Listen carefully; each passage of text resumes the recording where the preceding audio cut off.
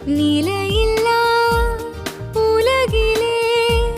நிலையாக இருப்பவரே,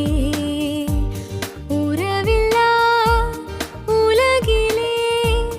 உறவாக இருப்பவரே, கண்மணி போல் காத்தவரே, கண்ணீரை துடைத்தவரே, உமையின்றி உலகிலே யாரும்